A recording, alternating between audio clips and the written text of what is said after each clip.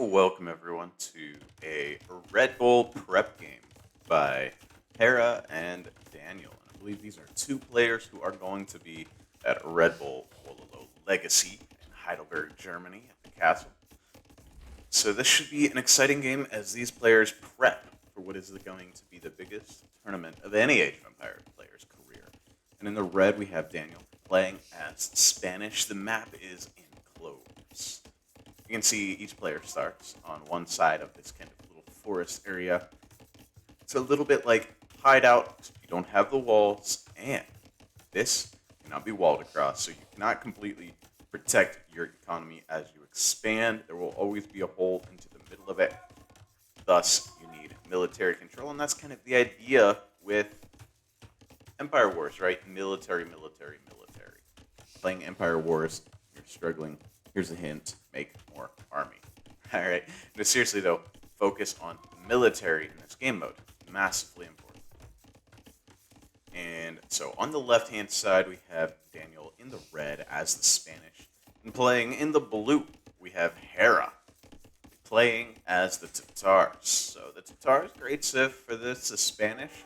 I'll be interested to see if the Conquistador play is what's on the cards for us today. I can see a fast castle into Conks on the cards as we have a stable being dropped by Daniel, and the same stable from Hera.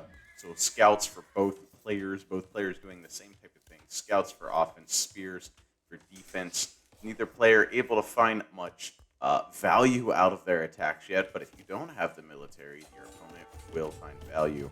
So it's kind of necessary for both players to have this military. As you can see, the spears chasing away Daniel's scouts, and likewise the spears chasing away Hera's scouts on the other side of the map at Daniel's base.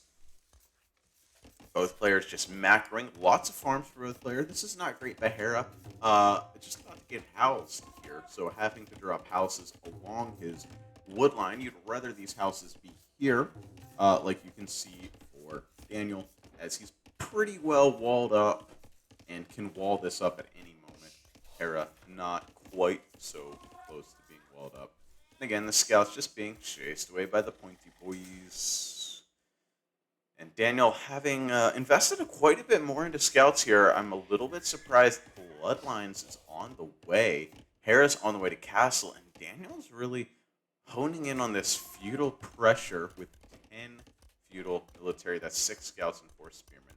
And only 2 scouts and 2 spearmen for Hera.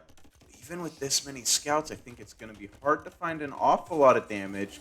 However, I think I'm wrong about that, as the economic damage comes in here. Daniel with a nicely timed attack.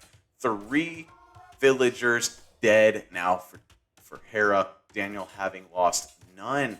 And Daniel with the military that Hera can't fight, and it's inside of Hera's base.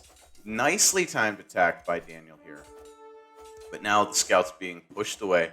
And again, we have Hera well on the way to Castle Age, and Daniel not even close to clicking up. Are the 4 villagers enough? The 4 villagers enough? Or is Daniel going to have to find some more damage? And I'm going to say 4 villagers, not quite enough. As Daniel, he's closing in now on moving up to Castle Age with great food production, great gold gathering. So he'll be able to get up there very soon. Dropping the market, dropping an archery range. So Daniel, you're Spanish. So Daniel playing into skirmishers. Interesting. Well, he sees the archery ranges. I see. So he sees the archery ranges, and so he just immediately begins to play into skirmishers. And Daniel just clicking Castle Age, but Hera already there. And I think we're going to see, indeed, it is cavalry archers. When you're this far ahead of your opponent to the next stage, cavalry archers are a great play. Now, I wouldn't mind seeing couple knights added as well. You have the stable. Bloodlines is coming in for the cav archers. So you could add a knight or 2 just to wreck the skirm switch. Since you are already playing into scouts, you already have, and you're playing into cavalry, you have the stable, you got bloodlines and husbandry. Just direct skirmishers a little bit better, and the cav archers moving across the map. And this is Hera's chance to make up that villager difference. Hera, quite a bit behind in the villager department. Almost 10 villagers behind. Really? That's pretty excessive. Only 4 were killed. And I guess 4 or 5. 4 killed, 4 or 5 lost in the time period. Spears being sniped down. Scouts are in, but over here scouts are in as well on Hera's base. But they're chased away by the town center fire and the spearmen.